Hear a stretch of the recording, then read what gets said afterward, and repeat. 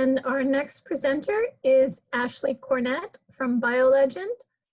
Her talk is entitled TotalSeq, BioLegend's Integrated Solution for Single-Cell Proteogenomic Analysis. Thank you so much for introducing me, Christine. I really appreciate it. And thank you guys all for hanging on the line here for the last talk of the day. Last year, I did have the privilege of presenting at the MetroFlow spring meeting and talking about the newest aspect of our portfolio, which is TotalSeq. And today I wanted to revisit the topic and, you know, as Christine said, talk about the seamless way that this format we now have available is integrating into current single-cell platforms that are available for annotating and characterizing cells, and how at BioLegend we've evolved this portfolio to be more conducive for your own research. This is just a broad outline talking about the single-cell sequencing space and applications that are applicable to TotalSeq, you know, CiteSeq being the first and cell hashing being the second. And the latter part of my talk is really centered more around the evolution of this portfolio, like I mentioned, and how BioLegend is trying to provide a multitude of solutions for end users. So when you actually think about single-cell RNA sequencing and this ability to parallel analyze a multitude of cells and annotate their genes in a comprehensive way, you're able to look at these commercially available approaches that entities like 10x and BioRud have as an offering. And these creative approaches are really sectioned into three different categories. There's 3' and 5' directional sequencing. There's VDJ sequencing, which is a very hot topic right now, specific within the pandemic going on currently. And then a targeted analysis, which is an approach that you could kind of pre-select the genes of interest based on the pathological disease you're investigating.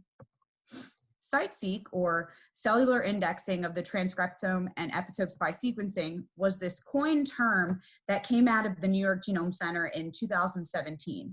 And Marlon Sokias spearheaded this group at New York Genome Center, where they tried to exploit common entities of the single-cell RNA sequencing space, knowing that most of them rely on some method of poly-A capture.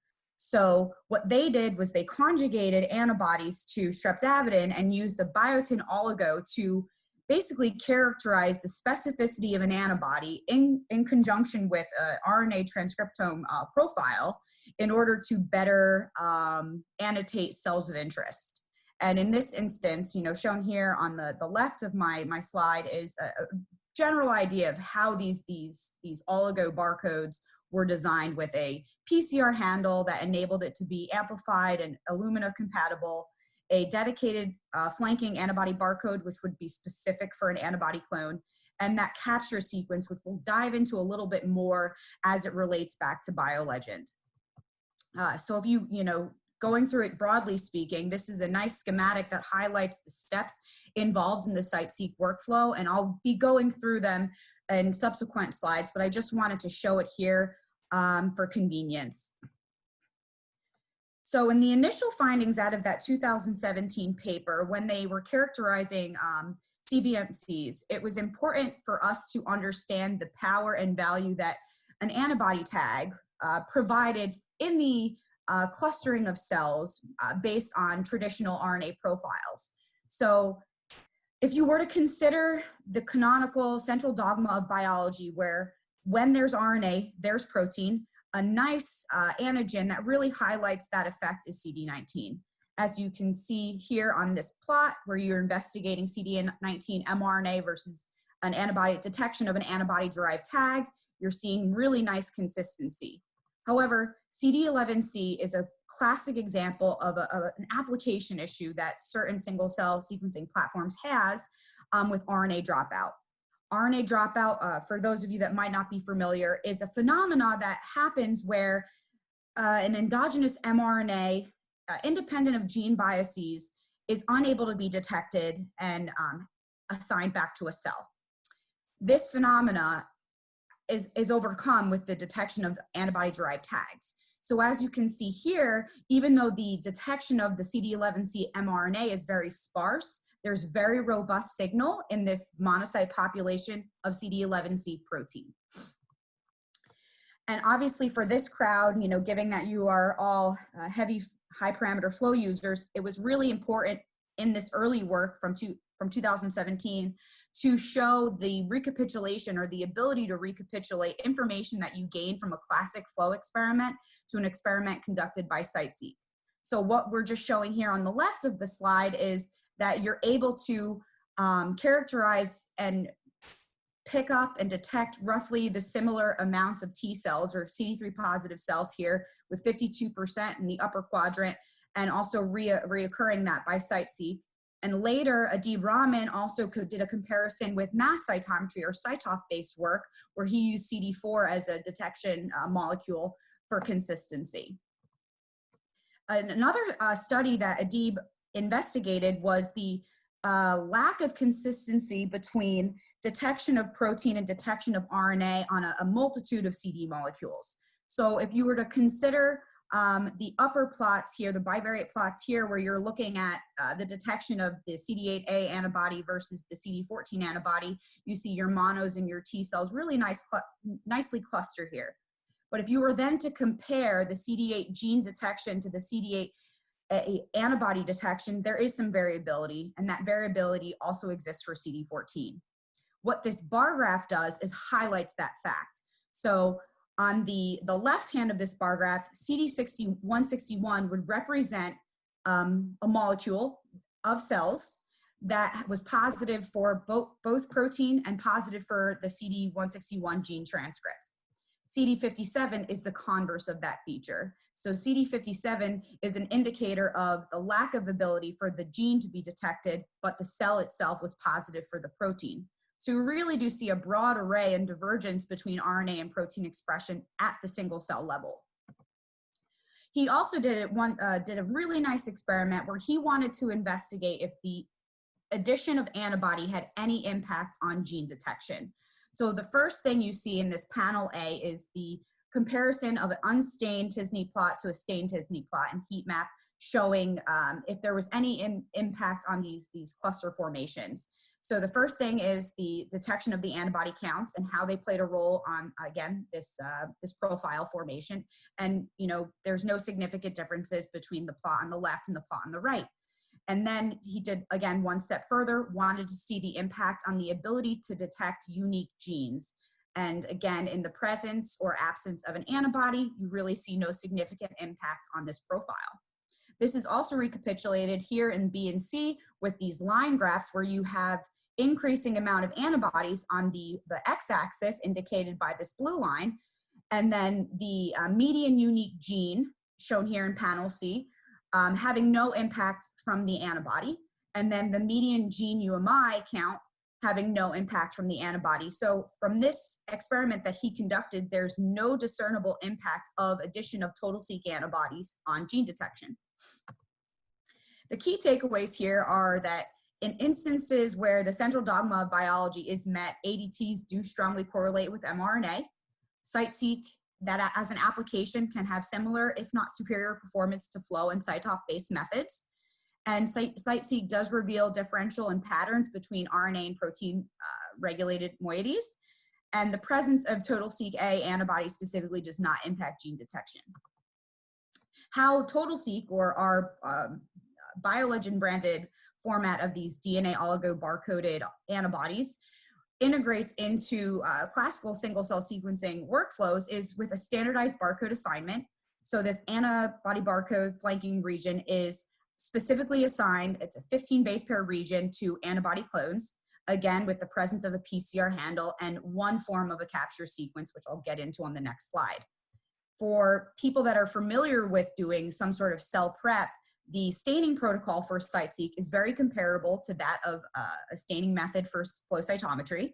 The antibody tags can be captured in a similar way that of an mRNA equivalent, and the antibody-derived tag library can be constructed independently. As I did mention, our TotalSeq portfolio comes in 3 flavors. The TotalSeq A, we currently have about 500 catalog products online, and this would be an instrument agnostic format in which it relies on a poly-A capture method. TotalSeq B was designed specifically with intent for compatibility with 10x's single cell 3' version 3 reagent kits, where our TotalSeq B format is complementary to capture sequence 1, or as 10x refers to it, feature barcoding. And TotalSeq C is for a 5' compatibility with 5' chemistry, where you are doing more immune profiling and targeted sequencing of the TCR or BCR. So as I mentioned, I did say I was going to go through, hopefully quickly and graciously, the workflow at hand. So the first 2 steps shown here, the partitioning method is through encapsulation, but microwells also works as well. You could stain your cells of interest with a cocktail of TotalSeq antibodies. You would then conduct a wash step to wash any antibody that was not specific for any of your cells within a given sample, and encapsulation would ensue. The hope is that in this encapsulation process, that inside each droplet, there's a single cell and a single gel bead to appropriately index your amplicons. After the encapsulation takes place, lysis would occur, where the endogenous mRNAs are released from the cell and the antibody tags are released from the antibody, and those would have the ability to bind to the capture sequence present on this bead and enable reverse transcription to ensue. After that first strand synthesis by reverse transcription, cDNA amplification or a PCR reaction would need to be carried out to generate sufficient material to actually construct these libraries. And in the next step, which is the sophisticated side of this assay, is leveraging spry size selection to independently construct these libraries. And a nice feature of the antibody-derived tags, since they are synthetic and a defined length of approximately 180 base pairs, shown here by this fragment size, they could be specifically independently cleaned away from the cDNA from mRNA libraries, which are classically 400 base pairs, if not larger. So after they're size separated out, you can, again, construct those libraries independently, pull them back together, and sequence them at appropriate ratios that would be the most telling for cell annotation. So a nice thing really highlighted here on this slide is the power of antibody-directed information. What we did was we took PBMCs and characterized them first in the t-SNE plot on your left using the top 100 differentially expressed genes. And you see the nice formation of these cell islands. You've got your CD14 monos, your B cells down here, and the intermingling of your CD4s and CD8s. Because only RNA-based information is limited, especially if there's RNA dropout to be considered, there's a lack of ability to resolve these subsets independently. This lack of ability is really resolved with the utilization of TotalSeq antibodies. So using a classical 12 TotalSeq TBNK panel, you nicely now are able to pull out these cell islands and identify their dissimilarities that might occur at the protein or surface level. So you have your B cells really nicely forming here, your monos again, and then your 4s and 8s are really nicely separated from each other, again, because of their protein-derived information. Obviously, with the consideration and the capacity of flow and mass cytometry really pushing limits to be 25+ parameters, BioLegend also wanted to do a similar thing. So after this initial paper came out in 2017, piggybacking right on it was this paper out of Merck coining the term ReapSeq, where they did an 82-plex antibody stain. BioLegend wanted to see if there was a steric hindrance, if any, or what the possibilities could be to characterize cells in an antibody method. So our 220-plex antibody panel was carried out. What we did was we took PBMCs, stained them with 220 TotalSeq A antibodies, ran them through the 10x genomics and Illumina workflow, and first clustered them based on information that was gathered from a simple 10-plex TBNK panel, and then carried out additional clustering from the remaining 210 antibodies. So the TBNK panel of current utility is shown here on the left, and the presence of a certain antigen is shown above here with the 4-digit numerical barcode and then the antigen itself, CD3, so your T cells are here, your 4s and your 8s. We're gonna really focus on our 8s moving forward throughout this slide deck. So obviously you see the island formation of your CD8 positive T cells from the information gathered from this very simple TBNK panel. After the additional information from those other 210 antibodies was layered in to do this analysis, the CD8 cluster looks much different, or island looks much different. And you now see these subsets really teasing apart from one another. And that's really important to kind of focus on for the next few slides. And these slides are color coded for convenience. So when you're considering looking at this, you know, quite a few t-SNE plots here, the green is indicative of expression of, and then a red would be an indicator for lack of expression. So if we were to first look at our T-naives, you see really nicely see them separate out being 57 negative, 27 positive, and 45 RA positive. We then toggle through to that central memory population, which would be RA negative, 27 positive, 57 negative. Effector memory, similarly 57 positive, 27 positive, RA negative. Effector memory RA positive would obviously be RA positive, 27 negative, and 57 positive. Your gamma deltas would be positive for this TCR isoform, and then your mucosal invariant associated invariant T cells would be positive for this specific TCR isotype. Something else to consider is the statistics shown here on the right. So this is the statistics from this actual sequencing run. So they characterized 2,820 cells at a total read depth of roughly 53 million, looking at approximately 19,000 reads per cell, and at an antibody level, about 100 reads per antibody per cell was identified. So the interesting thing about these plots is the information to generate these plots is solely coming from antibody-directed information. This isn't even considering any sort of information that would come from the transcriptome. So imagine the combining of the RNA power and the antibody-derived power for really characterizing these cells and identifying really novel and unique subsets. The second application that I wanted to touch on briefly is cell hashing. So cell hashing is an idea where you could take samples from multiple donors or multiple patients and pre-stain them with what we're calling a hashtag oligo, which is indicated here by different colors. After these samples were pre-stained with a hashtag oligo with an antibody specific for a protein, you could pull them together, run your partitioning and sequencing workflow, and then identify the sample origin in a demultiplexing, and using a demultiplexing tool during data analysis. What we've done to achieve the ability to hash is identify ubiquitously expressed proteins that have the most expression on a multitude of cells. So for humans, CD298 and beta-2 microglobulin were identified, and for mouse hashing, we identified CD45 and MHC class 1. The neat thing is that these antibodies are pulled together with the same hashtag oligo and are pre-mixed and ready to use.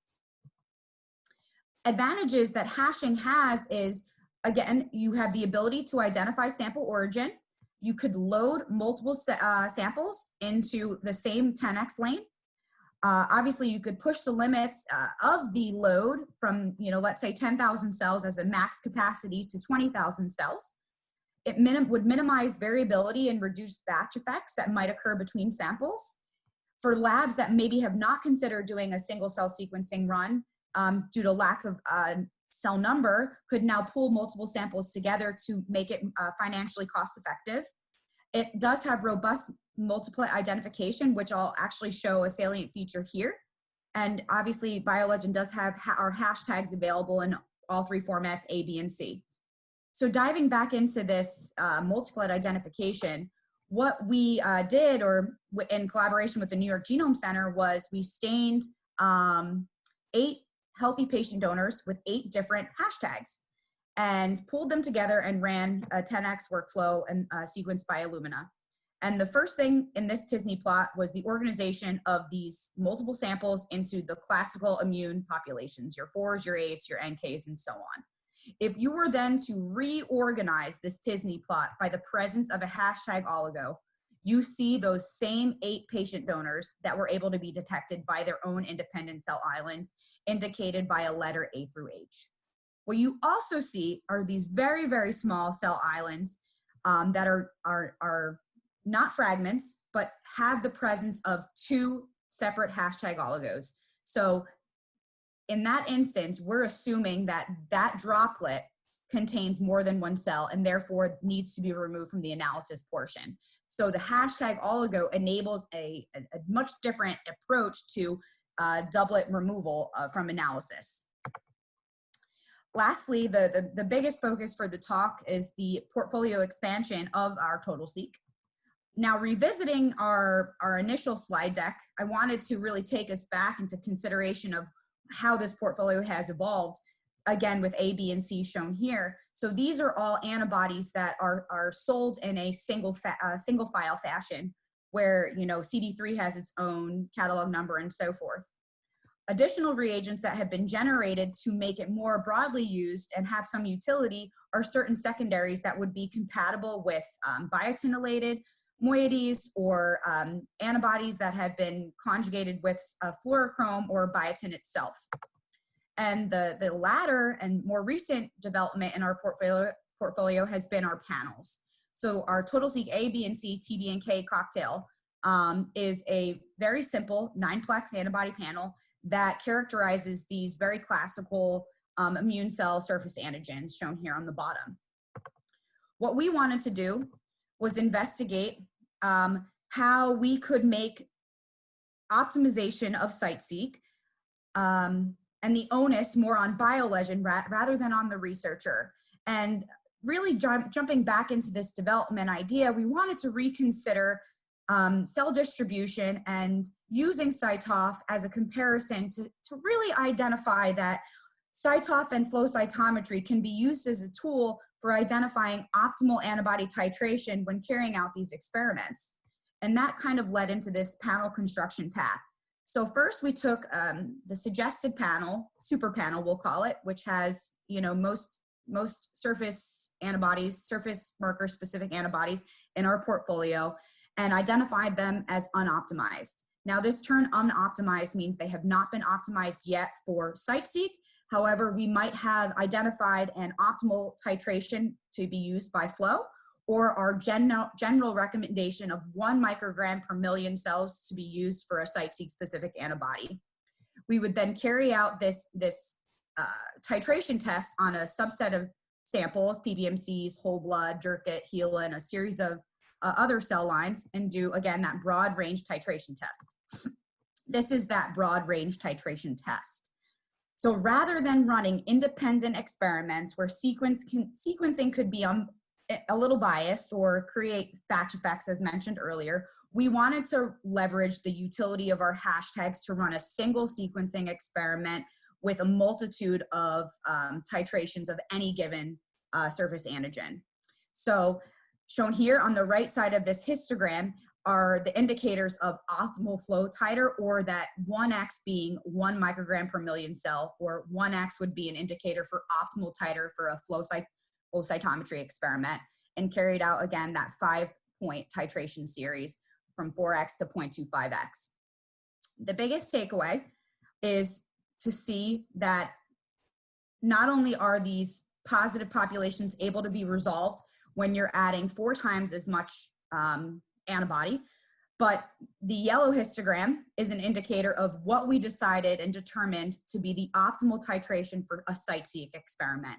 And the reason why this specifically, this histogram or this concentration was selected as an optimal titration for CiteSeq was to really think about the power of plexing and not wasting, we'll call it reads or sequencing space on redundant information. So even though at the 4x concentration, these populations really resolve out quite nicely, it occupies 8 times the number of reads that actually is required, where you can achieve the same level of information at a much lower concentration. So again, titer is very important in any CiteSeq experiment. How to view this bioinformatically and evaluation of optimal antibody titration, highlighted antigen here using CD54 as a model shows an an imbalance in our next generation sequencing data. So on the right-hand side of this slide, there's a percent of occupancy of next generation sequencing data. And as you can see, comparing our CD54 to the other antigens marked here, it is starkly higher and occupying a lot more space. So what we were aiming to do is not only bring it down in percent occupancy of data, but we really want to create a balancing effect where every single antibody tag has an equal opportunity to be captured and read on an Illumina sequencer. So by balancing this next generation sequencing data and lowering the amount of read depth taken up by a single antigen, background becomes easier to be assigned and it becomes a more streamlined process.